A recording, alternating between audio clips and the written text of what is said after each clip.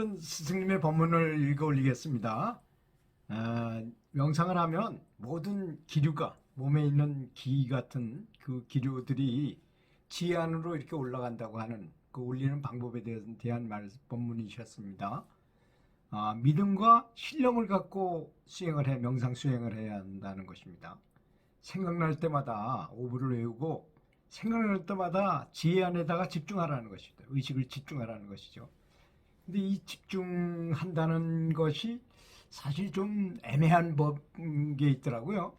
제가 이제 가지고 있던 한국 사람이 만들어서 미국으로 수출했던 그런 그 뇌파로 훈련을 하는 그런 기기가 있는데요. 이렇게 헤드셋을 쓰고 뇌파를 내가 보내면 저쪽에 앞에 있는 한 3m 앞에다가 그걸 놓고 이렇게 원통으로 돼 있는데 실물이 없어 죄송합니다. 말로 해서 하여튼 그 원통 투명한 원통이 이렇게 있는데 거기 탁구공 같은 게 하나 들어있어요. 그럼 밑에 펜이 돌아갑니다. 펜이 뇌파를 세게 쏘면 세게 올라가서 펜이 확 돌아가지고 이 공이 올라가고 이걸 맨 위로 올리는 게 목적이 있는 게 아니라 중간에서 세우고 있는 그런 훈련을 하는 것이 목표거든요. 그건 굉장히 좀 어려워요. 너무 집중을 하면 이게 싹 올라가 버리고 너무 집중을 떨어뜨리면 뚝 떨어져 버리니까. 그래서 이렇게 집중하는 것도 아니고 아닌 것도 아닌 중간 상태로 이렇게 유지해야 되는데, 그래서 양궁 선수가 활 쏠 때 바로 그런 마음일 때 딱 쏴야지만 10점 10에 가서 딱 꽂힌답니다. 그걸 훈련해야 된다는 거죠. 이렇게 계속 반복해서 집중하게 되면 기류가 지혜한 중심으로 이렇게 전신에 있는 기류들이 다 올라가서, 그래서 이제 올라가게 되면 그냥 그것만 있는 것이 아니라 음류가 나오고 뭐 이렇게 하려면 이제 처음에는 점에 불과하던 것이 빛으로 변했다가 빛이 많이 모이면 어떤 에너지체가 돼버리는 것입니다. 그래서 그거를 단이라고 표현하기도 하고 뭐 차크라 이런 말을 썼잖아요.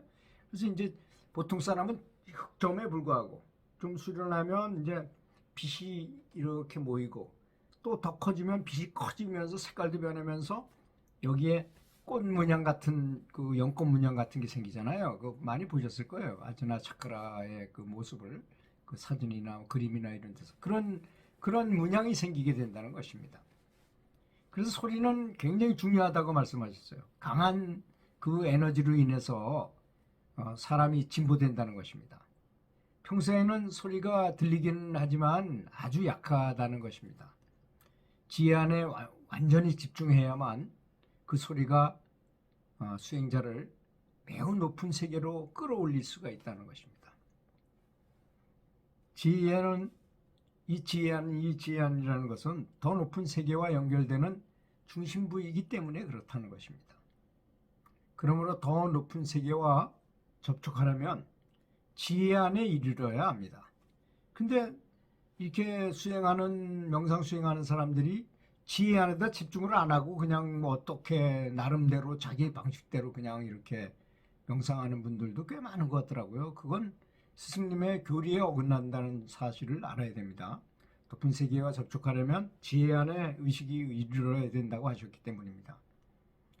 그래서 계속해서 명상을 열심히 원할 때마다 하게 되면 모든 기류가 이 지혜 안까지 끌어올릴 수 있게 된다는 것입니다. 그렇게 돼야 된다는 거죠.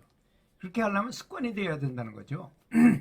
이 사람은 그냥 집중하지도 않았는데도 늘 그 에너지체가 거기 있으니까 늘 마음이 거기가 있게 된다는 거죠. 처음에는 어렵지만 나중에는 저절로 그렇게 세팅이 돼가지고 저절로 그렇게 되게 돼 있어요. 그렇게 할 때까지 계속적으로 훈련을 해야 된다는 것입니다. 그 말씀하시는 건 습관이 돼야 한다는 것은 그런 것을 의미하는 것입니다. 그러면 원하는 순간에 고통스럽지 않게 죽을 수 있다고 하셨습니다. 대부분의 사람들은 그들이 기가 육체의 모든 숨구멍, 우리 몸에 그 모세공이라는 구멍이 많잖아요. 숨구멍 그 통해서 어슬렁어슬렁 거리고 막 돌아다닌다는 거예요. 거기서. 그래서 굉장히 그 고통스럽다는 느낌이 든답니다. 그래서 죽을 때가 되면 갑자기 밀려 올려지는 거죠. 강제로 나가야 되니까 아주 격렬하게 마지못해서 떠밀려 나가게 되기 때문에 마치 수천 마리 개미가 물어뜯는 듯한 고통을 받게 된다는 것입니다. 참 괴로운 거죠. 수행을 하지 않은 사람이 죽을 때 보면. 그런데 수행자는 매일 하는 명상을 통해서 기류가 지혜한 중심으로 올라가는 것에 익숙해져 있잖아요, 우리는. 그래서 죽을 때 명상하는 때와 똑같이 그렇게 죽을 수 있다는 것입니다. 게다가 이제 내가 죽게 되면 일주일 전쯤에 스승님이 가르쳐줘요. 당신은 언제쯤 이렇게 천국으로 가게 된다. 기쁘게 그 말을 듣고, 이제 내가 정말 해 따라서 가는구나, 이런 마음을 가지니까 그렇게 슬프지도 않게 느껴진다고 그럽니다. 그러면서 스승님이 나타나면, 이게 사람이 부처님이 오면은 일반 세계에서, 현실에서도 그렇잖아요. 대통령이 나타나면 수행원과 장관들과 뭐 여러 사람들이 이렇게 따라서 같이 나타나는 것처럼 스승님이 수많은 천국 성중들을 데리고선 이렇게 나타나신다 그래요.